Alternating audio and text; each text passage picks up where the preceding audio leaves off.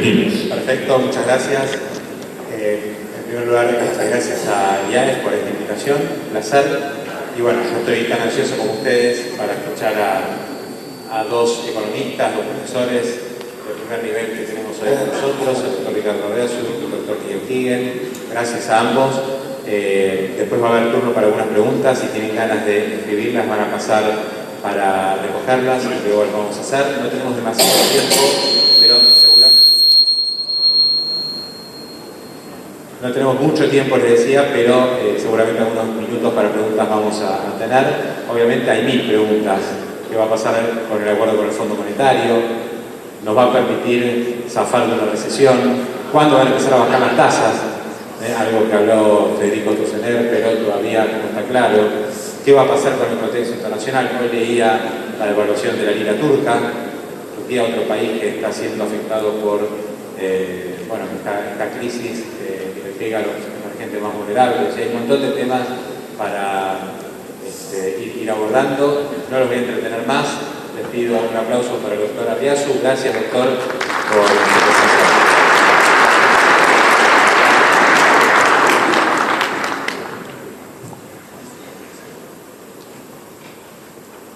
Buenos días.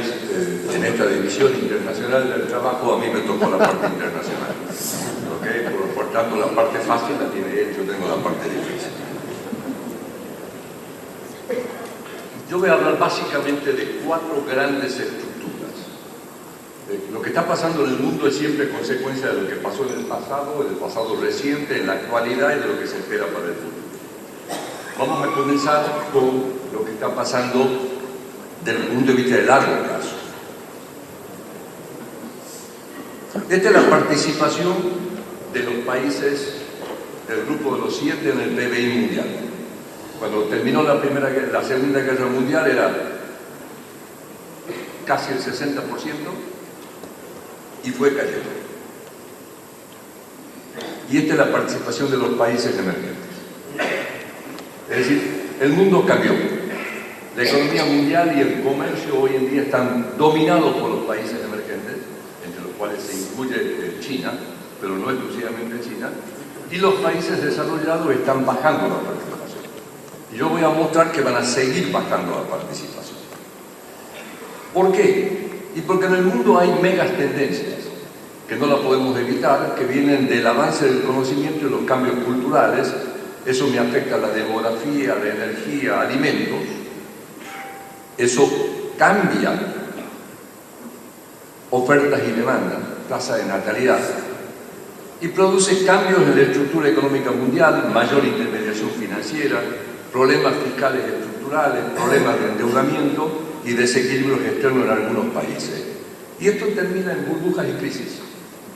Y la crisis del 2008-2009 fue consecuencia de eso, y si no aprendemos vamos a tener problemas. Ahora miremos un poco para adelante.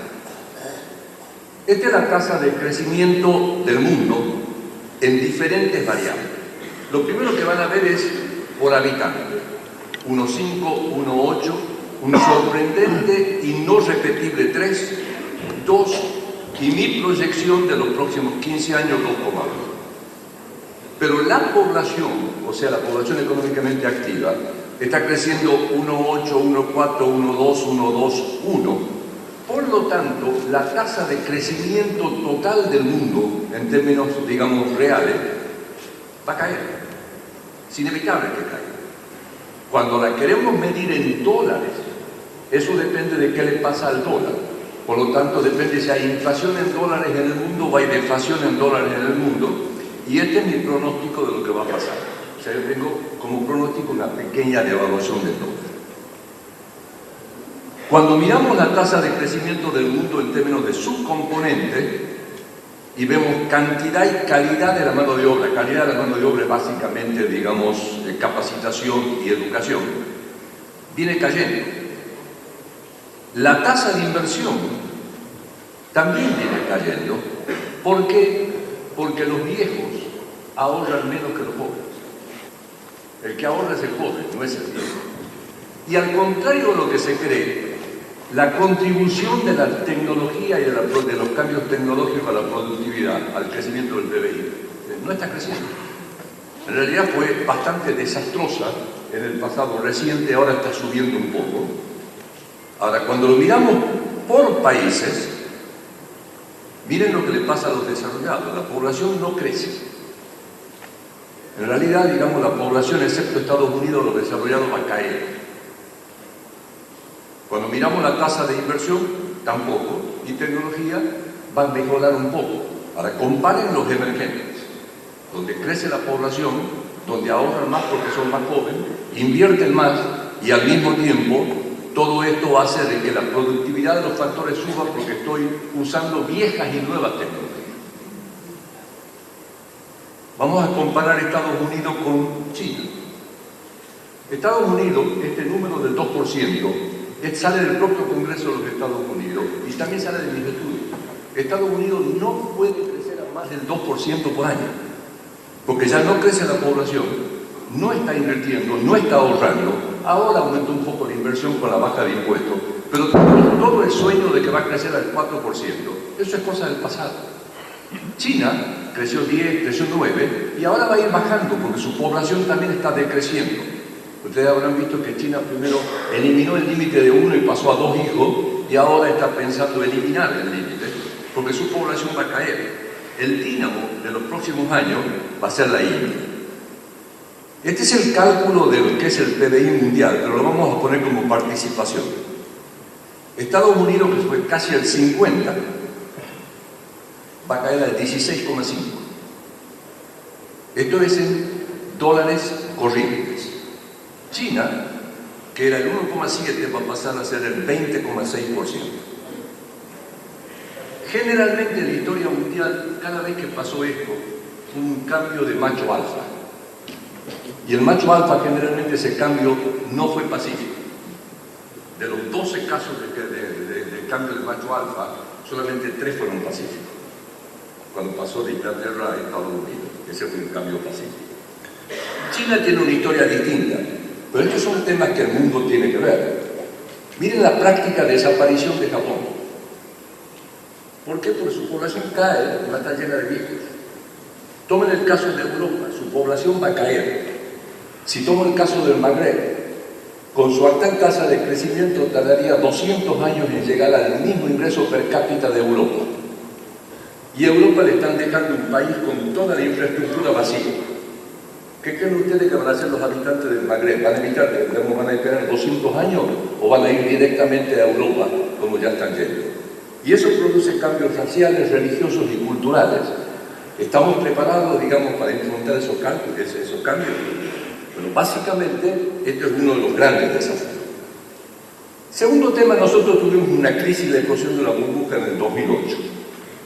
Eso hizo que el sector privado dejara de gastar por miedo.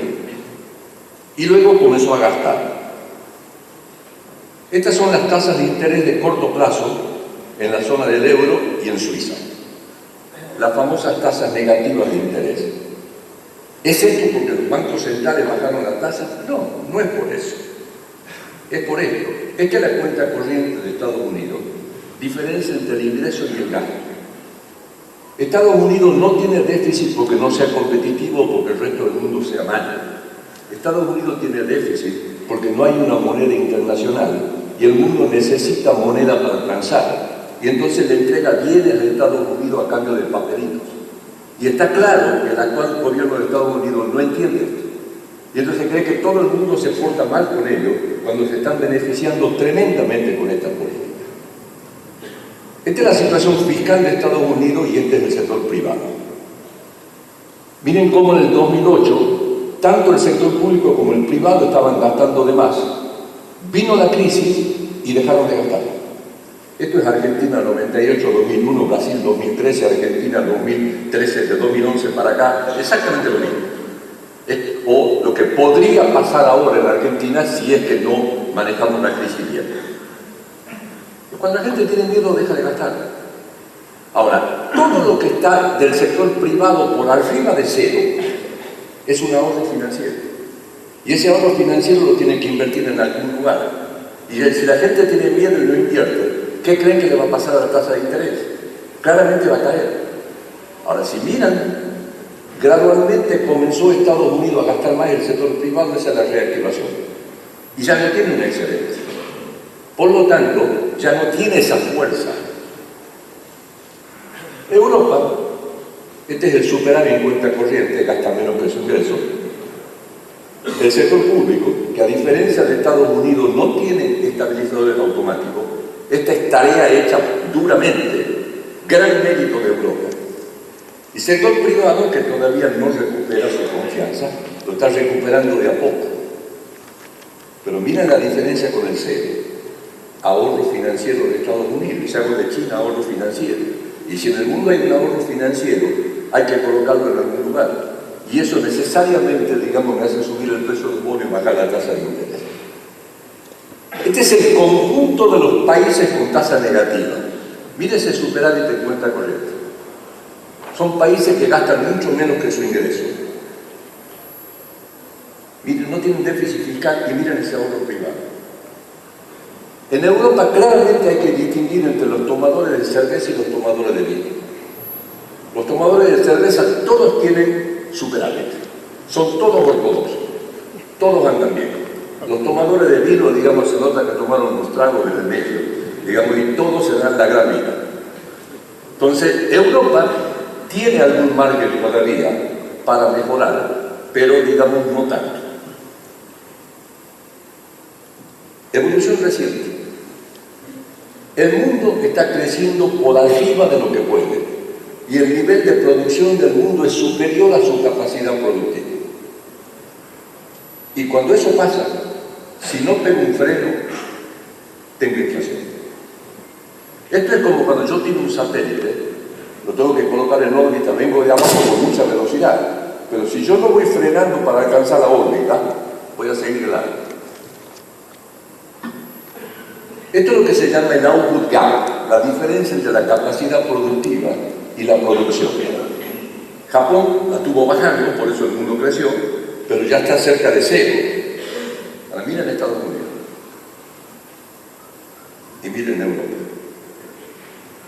No tienen otra alternativa que desacelerar, no frenar, que desacelerar. Y por lo tanto, cuando están diciendo el mundo está sin precedentes, va a crecer 5%, mentira. ¿Ok? Todos los datos están indicando que Europa ya comenzó a desacelerar. Estados Unidos, digamos, contra el año pasado está desacelerando. Sin embargo, todas las proyecciones están mostrando que vamos a seguir creciendo más. No mucho, pero más, sobre todo los países desarrollados. Entonces el mundo lo que enfrenta es la posibilidad que intente crecer más sin recursos. ¿Cómo hace Estados Unidos con 3,9% de desempleo, aumentando el déficit fiscal, tratando de aumentar la tasa de crecimiento de la demanda, si no tiene recursos y al mismo tiempo está expulsando a los inmigrantes? Esta es la tasa de desempleo en Estados Unidos y esta es la tasa de desempleo en Alemania. Esta es la tasa de desempleo en Francia, muy regulador. Esta es la tasa de desempleo en Italia, que tiene flor de problema. España, gran aumento del desempleo y gran baja, es el país que más crece en Europa. Y Grecia. Notarán que los tomadores de vino son los que están ahí arriba. Los tomadores de cerveza son los que están acá. Recientemente hemos tenido suba de la tasa de interés. Las acciones están fluctuando y se aprecia el dólar. Vamos a ver la causa y efecto.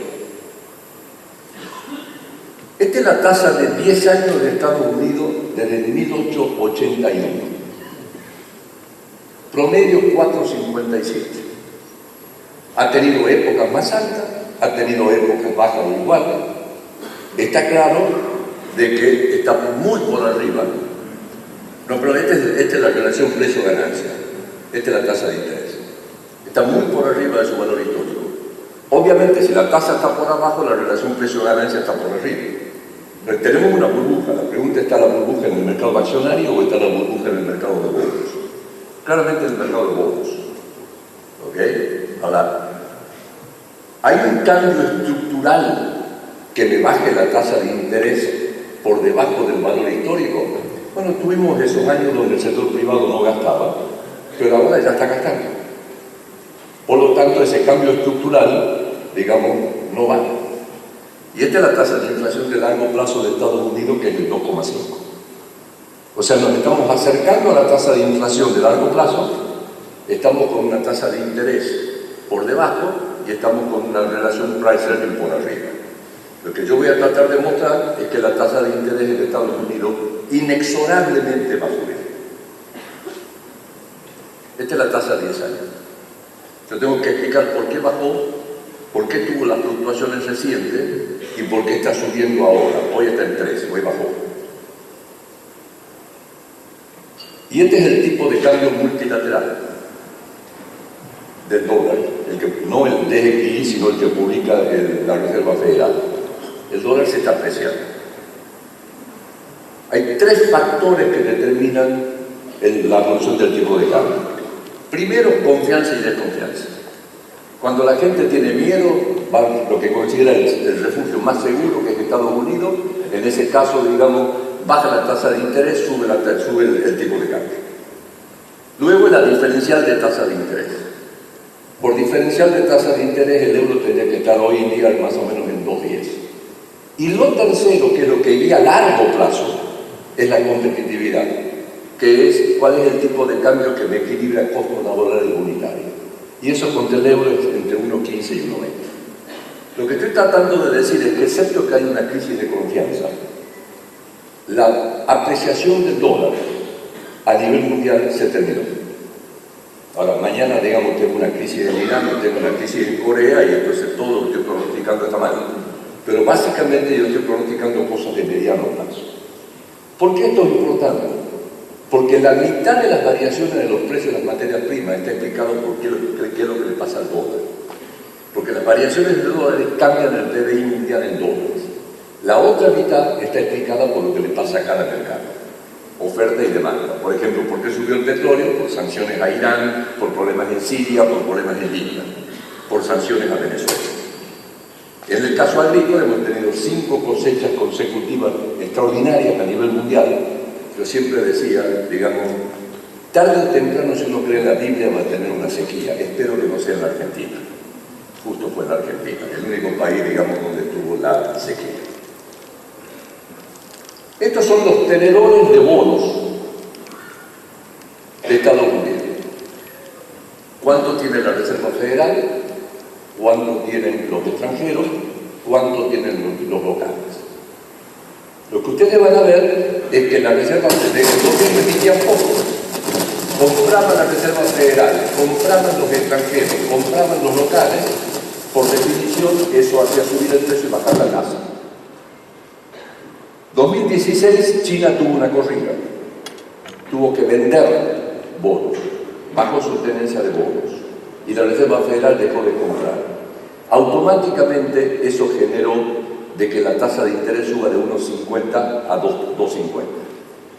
¿Quién tuvo que comprar eso? Los locales de Estados Unidos. Para comprar tuvieron que dejar de gastar. Eso es la desaceleración de la economía en Estados Unidos en el 2016. 2017, primera parte, China resolvió su problema y compró 300.000 millones de bonos, justo en la etapa donde no estaban emitiendo bonos. Resultado de eso, la tasa de interés bajó, la economía de Estados Unidos creció. De ahora en adelante, el gobierno tiene que emitir 750.000 millones. Y la Reserva Federal, con su política de bajar activos, tiene que vender 450.000 millones. 1,1 billones de los nuestros, billones americanos. ¿Lo van a comprar los extranjeros? Dudo. Mucho más si hay una guerra comercial. La van a tener que comprar la gente de Estados Unidos. Y para comprarlo va a tener que subir la tasa. Mi pronóstico de tasa a fin de año es 3,50. Ayer, digamos, Jimmy Dimon dijo que iba a llegar a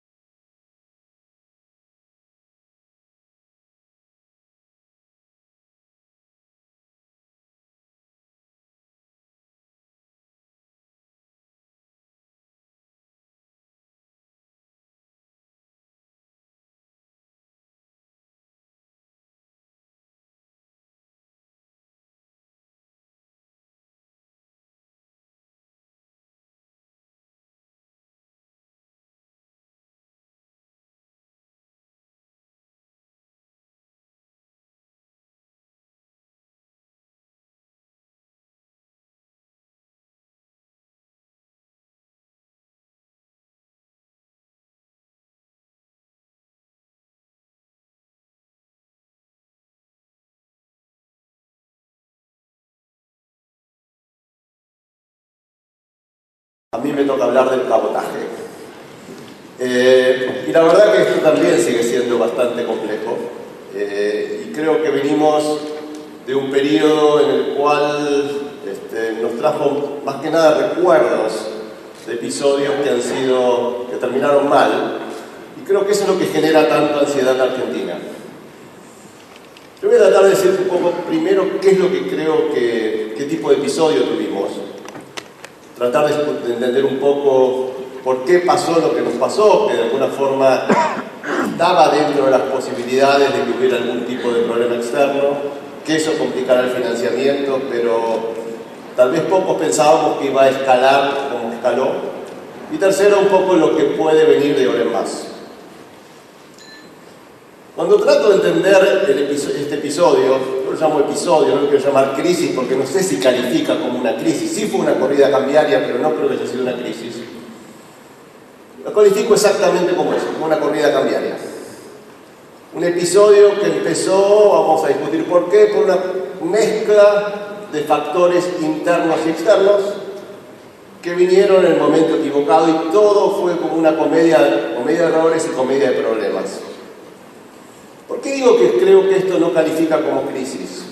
Voy a hacer un poco de autobombo acá, pero yo hace unos 2 años escribí un libro sobre las crisis económicas argentinas, donde vi los grandes episodios, como la crisis del 82, cuando fue Argentina tuvo una crisis de deuda y pasamos una década perdida, la hiperinflación del 89, la crisis del 2001, esas fueron crisis. ¿En qué sentido? En el sentido que fueron crisis macrofinancieras que incluyeron, por lo general, cambiario, deuda, bancario y depresión económica en muchos casos. Yo creo que esto, digamos, no califica, esto fue un episodio cambiario, quieren llamarlo corrida, quieren llamarlo crisis, que no tuvo algo de contagio a la deuda, pero ni por casualidad fue una crisis de deuda, digamos, había tasas más altas, pero había acceso a los mercados de capitales, y para nada fue una crisis bancaria o financiera. Los bancos no perdieron depósitos, hubo algo de dolarización, pero realmente no llegó, digamos, no rebalsó. No fue una situación tan compleja y aparte, comparado con otros episodios, se recortó relativamente rápido. ¿Qué pasó? Yo creo que fue una combinación efectivamente de factores externos e internos. Primero empiezo por los externos, que son tal vez más fáciles de explicar y Ricardo mencionó algunos. La suba de tasas en Estados Unidos y caída en la liquidez global, eso se vio. Depreciación de las monedas emergentes, el real, la lira turca, el rublo, un montón de monedas empezaron a depreciarse más que nada a partir de mediados de enero y fundamentalmente a partir de abril, y hubo salida de fondos emergentes. Simplemente algunos gráficos ya lo vieron, la suba de tasas de interés, que lo que tiene no solamente que subió, sino que subió bruscamente. El problema no es solamente la suba, pues esa suba es de 5 puntos básicos por mes, digamos, no pasa nada, pero se mueve en forma más espasmódica, 40, 50 puntos, después vuelve, y son periodos esos de turbulencia, y eso nos pegó a nosotros, especialmente en enero. El dólar se fortalece en el mundo, y cuando miramos las monedas, digamos, vemos que en general la depreciación fue de todas las monedas emergentes. Argentina y Turquía fueron los países más afectados por esta depreciación. Argentina se depreció 29%, pero si uno ajusta porque nosotros tuvimos mucha más inflación que el resto de los países, en realidad la depreciación fue más parecida a la de Turquía y mucho más alta que las otras países emergentes. Y el otro tema que también nos pegó es el crédito. Ese es el riesgo país de distintos países de América Latina y bueno, pongo Rusia y Turquía como comparables. Claramente el crédito nuestro subió, el costo del crédito subió, medido por el ENBI, que es esta medida que se conoce como riesgo país y medida que calcula JP Morgan. Crecimos, cada día cambia, pero más o menos 120 puntos desde el principio de año, o sea, un 1,2%. Turquía un poquito más, en América Latina el promedio estuvo cerca más de 0.3, 0.4. O sea, claramente la situación internacional, hubo países, fue la misma para todos, hubo países que sufrieron más que otros, y claramente Argentina estuvo entre los que más sufrió. O sea que hay un componente externo, es el cambio en el paradigma de la situación internacional que también describió Ricardo y que seguramente va a seguir, que es la parte problemática, pero claramente hay países que lo sufren más, que son más vulnerables. Bueno, nosotros caemos en esa categoría y en este caso fuimos más vulnerables que otros.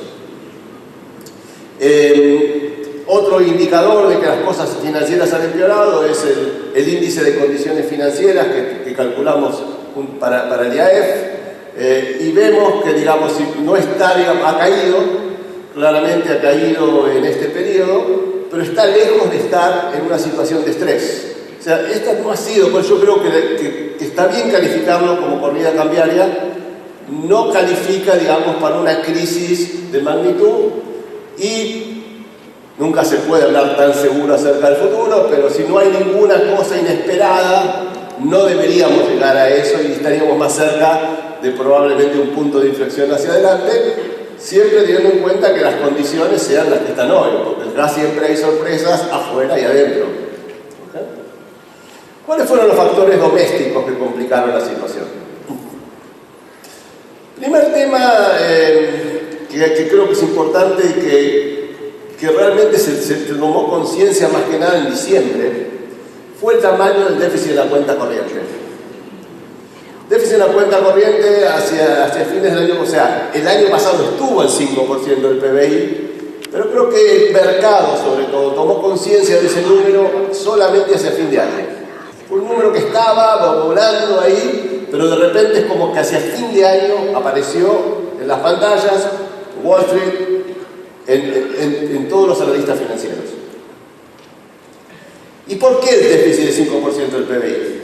Bueno, si uno usara una analogía con el colesterol, digamos, uno dice, bueno, el colesterol abajo de 180 está bien, entre 180 y 220 cuidémoslo y veamos si lo podemos con mucho ejercicio y pescado bajarlo y mantenerlo en esos niveles. Arriba de 220, pastillita. Estamos en zona de peligro. Con la cuenta corriente pasa lo mismo. Hasta 3% es como verde, como un semáforo verde que dice va sostenible. Entre 3 y 5%, ojo, miremoslo, más de 5%, luces rojas, algo hay que hacer. Claramente creo que los mercados entendieron que esto era una luz complicada porque implicaba que Argentina tenía que ir todos los años a buscar al mundo dólares, no solamente pesos, por más de 30.000 millones. Segundo tema que pasó fue, creo que la sorpresa de la inflación que excedió las expectativas, 3,1% en diciembre, casi 25% en el año, después de un año en el cual el Banco Central había trabajado todo el tiempo con las metas de inflación, las había tratado de mantener. Fue una sorpresa. Creo que fue una sorpresa. Al principio de año nadie lo esperaba y creo que generó cierta preocupación. Tercer tema, 28D, que creo que de eso se habla mucho. Hoy tuvimos al presidente del Banco Central acá. ¿Qué pasó el 28D, digamos? ¿Qué es lo importante del 28D? Para mí hay dos cosas importantes en ese momento que afectaron cómo siguió la historia. Primero se cambia la meta, ¿okay? Se cambia la meta, se la sube del 10 al 15%, algo, una decisión en que claramente el Banco Central estaba opuesto, se oponía a esa decisión. O sea, era público y lo siguen diciendo hoy. ¿Okay? ¿Fue una mala decisión o una buena decisión cambiar la meta? Esto es una opinión muy personal, nunca sabemos el contrafáctico, por supuesto. Yo creo que no estuvo mal cambiar la meta. ¿Por qué? Y porque de alguna forma una meta del 10% era una meta muy alejada de la realidad, no servía para anclar negociaciones salariales, contratos. Creo que al moverla al 15%, que todavía era muy ambicioso, se le dio un poco más de realidad y posibilidad de cumplirla. Y de hecho mucho se usó ese 15%, por lo menos para una primera parte de una negociación, de muchos contratos salariales.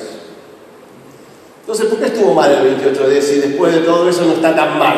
Por lo menos en mi opinión, ¿cierto?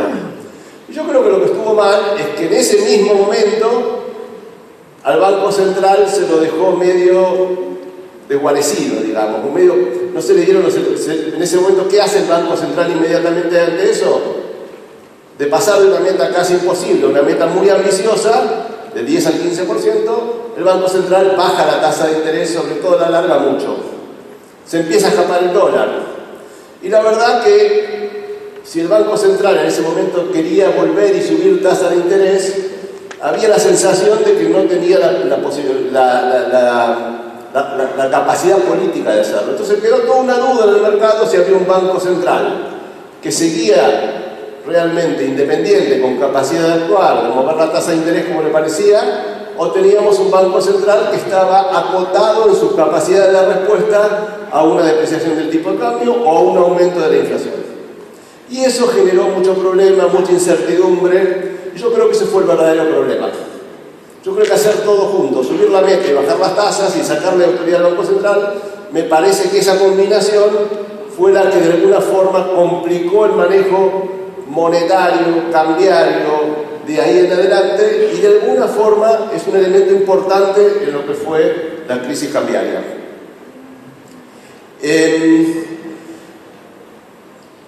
A partir de ahí, creo que de ese diagnóstico tenemos que entender un poquito cómo estamos y hacia dónde vamos. No voy a entrar tanto en la descripción de la crisis. Yo creo que es importante que la crisis se paró básicamente en parte porque ya, digamos, había habido un buen recorrido del tipo de cambio, y creo que la intervención que hizo el Banco Central, creo que fue el lunes 14 de mayo, poniéndose arriba, adelante del mercado, poniendo 5.000 millones de dólares a 2 pesos encima de donde estaba en ese momento tradeando el tipo de cambio de 23 a 25, y poniendo 5.000 millones, fijando en 25, creo que eso fue muy importante para frenar la corrida. Creo que fue una estrategia adecuada. Fue en un momento en el cual ya creo que había una cierta capacidad, una buena chance de ganar esa pulseada. Se ganó. Obviamente que hubo otros factores que ayudaron. Creo que ayudó muchísimo que justo se colocó el bono en pesos, que se vio que empezaban a entrar dólares a la Argentina, de gente que de alguna forma jugaba el carry trade de vuelta, que empezaba a rehacer un poco la confianza en el peso. Se calmó el mundo, y creo que, digamos, eso dentro de un entorno donde se estaba empezando a negociar un acuerdo con el Fondo Monetario, donde estaba la expectativa de que va a haber muchos dólares, de que Argentina no va a tener que ir al mercado. Todo eso creo que tranquilizó al mercado, y es donde estamos hoy, en un mercado que yo diría que, a ver, es difícil decir que la crisis quedó atrás porque hay muchos factores que no conocemos, pero por lo menos tenemos un periodo de calma que me parece que no va a ser afectado por cualquier cosa. O sea, tiene que haber un shock importante para volver a entrar en otro periodo complicado, y aparte creo que tenemos un Banco Central más experimentado para el manejo cambiario, tenemos todas las alertas mucho más prendidas como para reaccionar rápido en finanzas, en Hacienda, en el Banco Central, y entonces me parece que hay buenas chances de que este episodio, digamos, haya terminado. ¿Cuáles son los principales riesgos de adelante? Bueno, creo que el principal riesgo, que sabemos que la suba de tasas en Estados Unidos no terminó. Yo coincido plenamente con Ricardo en que lo que el mercado está esperando primero es 3 subas de tasas más en la tasa de política, que terminaría el año en 2.50 hasta 1.75 hoy, y también probablemente una suba del bono de 30 años a niveles de 3.50, 3,5%. ¿Está Argentina con capacidad de que ese cambio, esa suba en las tasas no le afecte tanto? Y yo creo que con un Banco Central más experimentado y con un acuerdo con el fondo cerrado, con un programa fiscal que va indicando una caída en el déficit, creo que vamos a estar en mejores condiciones que lo que fue el periodo enero-mayo. De cualquier forma, yo creo que esta crisis, digamos, dejó consecuencias. Dejó cicatrices que van a seguir, que no sé, que van a llevar tiempo, no sé si quedará la marquita de la cicatriz, pero hoy en día, no sé, a lo mejor como un buen cirujano, pero hoy en día claramente ha dejado cicatrices.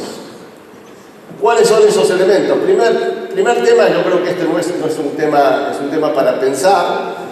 Creo que el tipo de cambio real que Argentina tiene que tener de ahora en más es un tipo real distinto al que teníamos antes. O sea, Argentina tiene que ser un poco más barata en dólares de lo que fue en este periodo. ¿Por qué? Y bueno, porque algo de la confianza se ha frenado, no va a haber esa lluvia de capitales que estaba viniendo hasta ahora, va a haber capitales, pero no creo que sea, digamos, que creo que va a haber más tranquilidad. En ese sentido, yo creo que aparte de tener un déficit en la cuenta corriente, Argentina necesita un tipo más de cambio más competitivo para revertirlo, para frenar los viajes a Miami, los viajes a Brasil, los viajes de shopping a Chile. Entonces yo creo que vamos a tener un tipo de cambio más alto del que teníamos antes. Mucho más alto, no sé, yo creo que el nivel que tenemos hoy es adecuado. El desafío es mantenerlo en un contexto que va a seguir inflacionario. Segundo tema que tenemos es que perdimos 10.000 millones de dólares de reservas. Federico nos explicó muy bien que también la contraparte de eso fue que se cayó el stock de Levax en 10.000 millones de dólares. Pero de cualquier forma, creo que desde el punto de vista de analistas de Wall Street, de calificadoras de riesgo, tener 10.000 millones menos de reservas es un tema que nos puede contar. ¿Qué pasó algo ahí? ¿Están todos bien?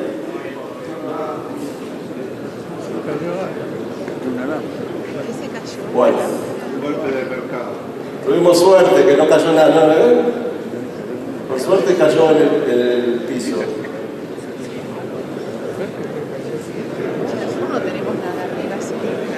Bueno, parece que estamos tranquilos igual, no pasó nada, ¿no?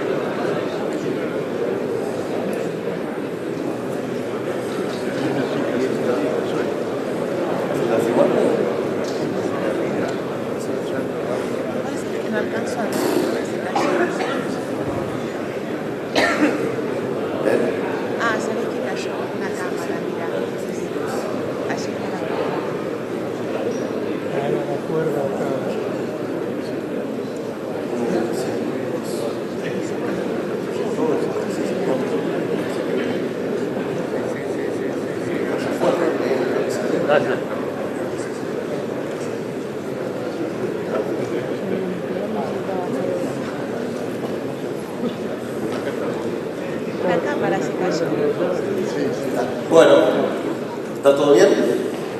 Por lo menos, ok. Sí, bueno, estaba contándole un poco las cicatrices que dejó la crisis. Primer efecto o cambio que tiene. Un tipo de cambio más competitivo, un nivel de reservas más bajo que en parte va a ser recompuesto con el Fondo Monetario, o sea, con el programa.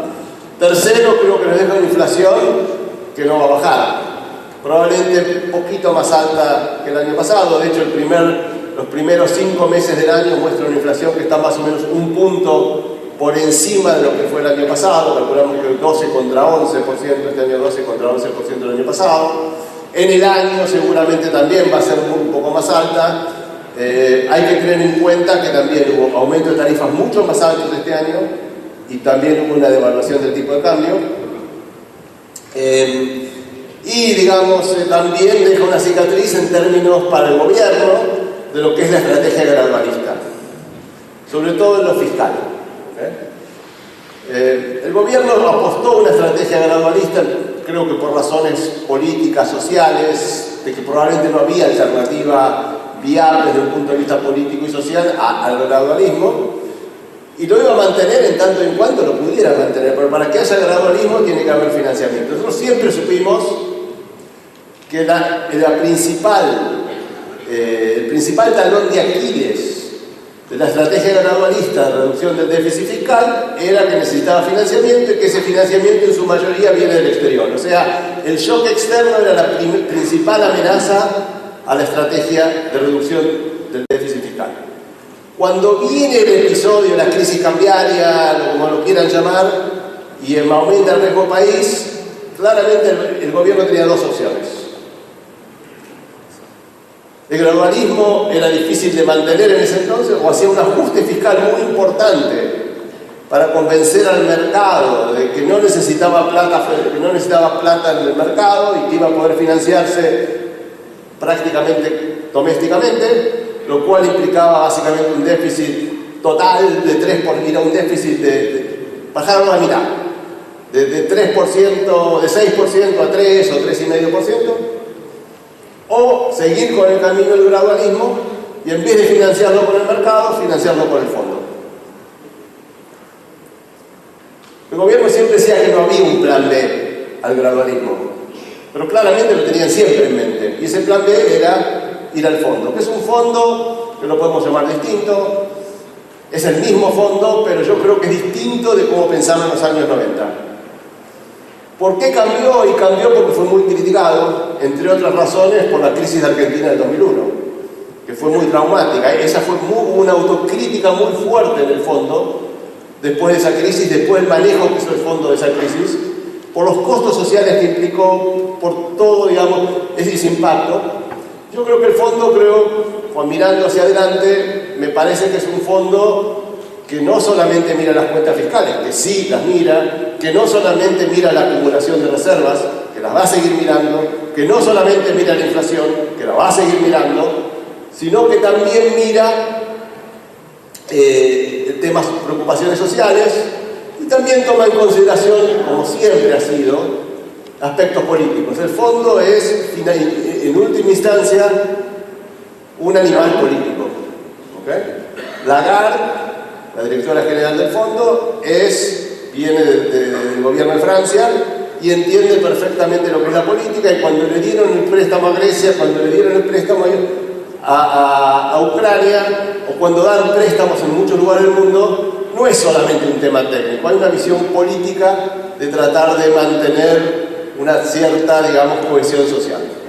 Yo creo que en ese sentido el fondo va a ser, esta vez, diferente a lo que fue. Simplemente para terminar y no ocupar más tiempo, me gustaría dar algunas ideas, terminar con alguna visión básicamente de lo que yo espero de acá en adelante. Primero, el fondo. Yo creo que con el acuerdo con el fondo, que podemos estar de acuerdo, no de acuerdo que venga el fondo de la Argentina, lo que sí es claro es que el fondo da financiamiento, y con lo cual Argentina puede estar fuera de los mercados este año, 2020 2019 y probablemente 2020. Con lo cual, digamos, todos los fantasmas de que Argentina no pueda pagar la deuda, creo que desaparecen. O sea que desde ese punto de vista yo creo que uno de los elementos positivos de si sale el programa es que va a poder bajar el riesgo país, y que Argentina en algún momento va a volver seguramente a fin de año, en algún momento del año que viene, a niveles de riesgo país razonables, y a poder volver a tener chance de escalar hacia arriba en los ratings crediticios. Hoy somos B+ para S&P, nos faltan muchos escalones para llegar a la gran inversión. Seguramente perdimos un año con esto, pero creo que se va a sostener la dirección en la que vamos. Con el programa del fondo, creo que el tema más importante, por lo menos que a mí me preocupa, va a haber muchas discusiones en política monetaria, en política fiscal, en reservas, algo en reformas estructurales, pero creo que es muy importante el tamaño del paquete. Y este es uno de los riesgos para la Argentina. Si el paquete es chico que es algo así como 22.000 millones de dólares, que es un stand-by normal, creo que el mercado se va a decepcionar y vamos a tener otro sacudón. Yo creo que para que esto funcione bien, creo que tiene que ser un préstamo más grande. El caso más parecido que encontramos es Hungría, al quien le dieron 10 veces la cuota. Si a Argentina le dieran, no estoy tomando ni Ucrania ni Grecia, que son casos muy extremos, pero a Hungría le dieron 10 veces la cuota, o para Argentina serían 45.000 millones de dólares.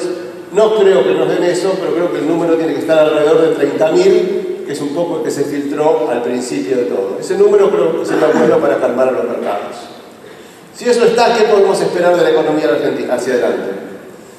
Y yo creo que en algún sentido deberíamos esperar una economía que, después de este sacudón, de esta caída, se fortalezca. ¿En qué sentido se fortalezca? Que las cuentas fiscales van a estar mejor, que va a haber un programa monetario realista que va a bajar la inflación, que vamos a tener un tipo de cambio competitivo y, digamos, creo que vamos a tener un costo de deuda más bajo. ¿Cuáles son los problemas que yo veo en la coyuntura a pesar de esta situación positiva?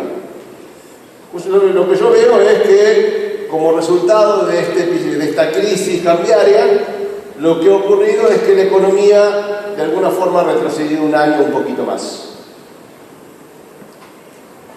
El crecimiento va a ser bajo este año, seguramente 1% menos. Tenemos dos trimestres de caída del producto, segundo y tercero prácticamente seguro. El consumo va a seguir deprimido. O sea, es una economía que no va a ser vibrante. Y algo cambió. ¿Ustedes se acuerdan del segundo semestre? Todos apostaban al segundo semestre. Bueno, ahora tenemos que apostar al primer semestre de 2019. Muchas gracias.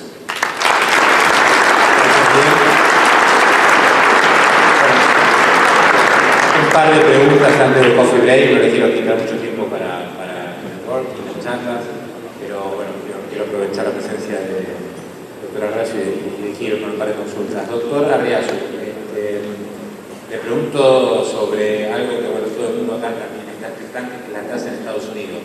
Usted se refirió a esto. Creo que hay un nuevo nivel de tasas de 10 años que es 3%, es el nuevo piso. Algunos dicen, bueno, si llega a 3,5%, esto ya genera un cambio en el mundo financiero, y si va al 4%, como anticipó el presidente de JP Morgan hace pocos días, ya estamos hablando de otra historia. ¿Cuál es el escenario más probable? Yo creo que la tasa va a llegar al 3,5. Si hay crisis internacional y hay temor, puede ser menos. Y si el presidente Trump continúa con su teoría de seguir aumentando el déficit fiscal, va a ser más. Pero yo voy a diferir porque es la tasa la que determina el nivel de demanda agregada. La tasa es el reflejo de lo que está pasando en el mercado de crédito. Si no tengo un déficit fiscal, el gobierno está gastando. Si lo va a tener que financiar el sector privado va a dejar de gastar. El gasto total no debería cambiar. Lo que cambia es en qué gasta uno, en qué gasta el otro. Pero si afectan los movimientos de capitales, que es lo que permite, digamos, que el gasto total sea más grande o más chico, igual que en Argentina, digamos, eso va a afectar el nivel de demanda agregada. Si Estados Unidos, por la reforma tributaria, por lo que sea, genera incentivos para que entren capitales, va a tener más déficit en cuenta corriente y más actividad económica. Y si se pelea con todo el mundo y acusa a todo el mundo de ser injusto, queriendo bajar un déficit comercial que en realidad no es consecuencia de malas políticas, sino es consecuencia de que el mundo no tiene una moneda, en ese caso actividad económica en Estados Unidos va a caer. Ahora, de todas maneras tienen que desacelerar todos los países porque no pueden crecer más. Gracias, doctor. La última para Miguel, aprovechando que estamos con ejecutivos de finanzas, y la pregunta es la misma que para Miguel, para la doctora Arriazu, pero para el nivel local, ¿no? ¿Qué pasa con las tasas de interés? Están en el 40%, el funcionario dijo van a seguir en este nivel por ahora, y daría la sensación que va a costar volver a niveles del 30 o 28%. ¿Qué escenario está viendo? Bueno, yo creo que primero, creo que lo que dijo Sturzenegger lo cree y hoy tiene nuevamente la capacidad de ejecutarlo. O sea, creo que fue criticado el año pasado. Este año me parece que después de este episodio recupera cierta capacidad de acción y creo que hoy está manejando la tasa en un momento en el cual la inflación todavía sigue alta. Entonces yo creo que lo que va a hacer es esperar a que la inflación empiece a desacelerarse. Yo creo que mayo va a ser otro número alto, junio también, porque tenemos el traspaso del tipo de cambio a precios, y que seguramente en algún momento el cual se sienta más cómodo de que el mercado financiero está bien, de que tengamos el programa con el fondo, de que la situación financiera se haya calmado, creo que puede hacer algunas bajas rápidas e importantes. O sea, yo no me sorprendería una baja de 300 o 400 puntos en algún momento, y después bajas más graduales. Nosotros tenemos para fin de año una tasa que anda en la expectativa de una tasa de alrededor de 30%. Para llegar a 30 hay que hacer dos bajas importantes y después varias graduales. ¿Y el tipo de cambio? Sí, doctor. No puedo resistir la tentación de hablar sobre Argentina entera. Insisto en que cuando la unidad de cuenta de los argentinos es el dólar en lugar del peso, la política monetaria funciona completamente distinta. El stock total de crédito en la Argentina es 15 puntos del producto, el que va a empresa debe ser 4 puntos del producto, la mayoría es crédito al consumo en la forma de cuotas. La tasa de interés afecta muy poco la demanda agregada y afecta muy poco el nivel de precio. Pero lo que sí me genera es incentivo para el carry trade. Y por lo tanto, en mi posición lo que habría que hacer es fijar la cantidad de demás y dejar que el mercado secundario fije la tasa de interés. Es un tema, sigo un minuto con esto, pero es un tema polémico, ¿no? Porque uno dice, bueno, ¿qué es lo que generó la crisis también que tuvimos? Bueno, en buena parte la salida de capitales que habían estado incentivados por altas tasas de interés. Y ahora daría la sensación que volvemos a la misma película. Otra vez tasas muy altas incentivando el ingreso de dólares. Bueno, depende de qué pase con el tipo de cambio. Yo creo que si el tipo de cambio volvemos a pensar que el 25 es el número de acá a fin de año, el carry trade te va a llevar puesto. Yo creo que hay que darle una cierta volatilidad. Creo que estamos en un entorno digamos, de un tipo de cambio más alto. Y creo que para mí el eje de mucho va a pasar, creo que va a ser una parte central de la discusión con el fondo, es qué pasa con la política cambiaria. Yo creo que la política cambiaria que tuvimos, un poco de estabilidad, saltos, creo que fue muy nefasta para la Argentina. ¿Por qué? Porque justamente como dice Ricardo, el dólar en la Argentina funciona de otra forma que en otros países. Funciona básicamente en otros países cuando se deprecia el dólar, o la moneda local, Brasil, Colombia, México, primero nadie se entera, nadie organiza, nadie sube los precios. Acá, digamos, cuando el tipo de cambio se mueve 15 centavos, ya la gente empieza a comprar y eso a su vez acelera la suma del tipo de cambio, empieza a haber incertidumbre por todos lados, tapa de diarios, y yo creo que, digamos, desestabiliza sobre todo el sector financiero. Entonces hay que ser muy cuidadoso, me parece que en lo que ha sido, digamos, no estamos, creo que Argentina hoy todavía no está listo para una flotación pura. Creo que tiene que ser más una flotación sucia, dirigida un poco guiada por el Banco Central. Bueno, lo último para ambos, Guillermo recién hablaba de una mini recesión, 2 trimestres consecutivos de caída en 2 recesión, y ves después aparentemente una posible reactivación entrando al año que viene. Me gustaría que cuentes un poquito más de esto y al doctor Arrezu también, que está esperando para la economía en los próximos meses. Bueno, en cuanto a nivel de actividad, en general el ciclo económico argentino está muy ligado a la entrada de capitales. Creo que en eso Ricardo lo viene escribiendo hace muchísimo, y no puedo coincidir más de que la entrada de capitales es central. Si en este periodo lo que tuvimos es mucha incertidumbre, salida de capitales en enero, muchos de los que hacían carry trade se fueron, pero hubo salida de capitales, aumentó el riesgo país. Empezó, digamos, la presión sobre el tipo de cambio, la gente comprando dólares, el Banco Central perdiendo reservas.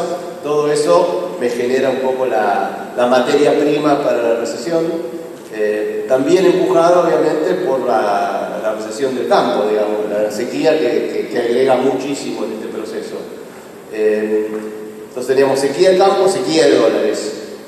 Yo creo que ahora, digamos, si el ciclo empieza a revertirse, en algún momento tenemos baja de tasas acá, más crédito externo, de alguna forma se recupera algo de la confianza, que seguramente algo no se va a llevar más tiempo recuperar la confianza, pero si se recupera confianza, eso es como que vuelve a empujar la economía, y hacia fin de año deberíamos empezar a ver cómo esos capitales, ese nuevo escenario financiero, que de alguna forma resumimos el índice de condiciones financieras que hacemos para el IAEF, empieza a mejorar, y en general vemos que eso ayuda al crecimiento de la economía.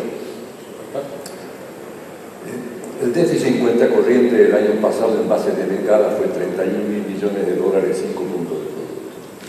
Pero en base caja fue 17.000. Eso implica que hubo 14.000 millones de financiamiento a través de la cuenta comercial. Si a mí de golpe me dejan de financiar la cuenta corriente, por definición no tengo déficit en cuenta corriente. Pero lo que hago es bajo la demanda agregada, los 5 puntos más todo el impacto sobre los no comerciables, 8 puntos del producto. Eso es lo que pasó en el 98 al 2000. La clave argentina es cómo hacer para hacer esta transición en donde el financiamiento no caiga al mismo tiempo que va costando el déficit fiscal y hasta que aumente la oferta. La cosecha cayó 7.000 millones de dólares, con los datos de la reciente tormenta 8.000 millones de dólares. En el año 2009 la caída fue 38 millones de toneladas, este año con el dato anterior 28. En el 2009, en el segundo trimestre, el Producto Agropecuario cayó 46%. Este año el Producto Agropecuario en el segundo trimestre va a caer como 25%. La gran clave argentina es qué pasa con los sectores que comienzan a moverse. O sea, ¿cómo consigo un financiamiento en caja? Yo, en lugar de decir la flotación me resuelve la cuenta corriente, estaría viendo cómo hago el financiamiento hasta que el año que viene vuelva la cosecha y hasta que lo que realmente está creciendo, que es vaca muerta, comience a mostrar sus resultados en el sector externo. Si Argentina logra convencer a los mercados internacionales, este es un problema transitorio, podemos evitar la recesión inmediata. Muchas gracias. Un aplauso para la presentación.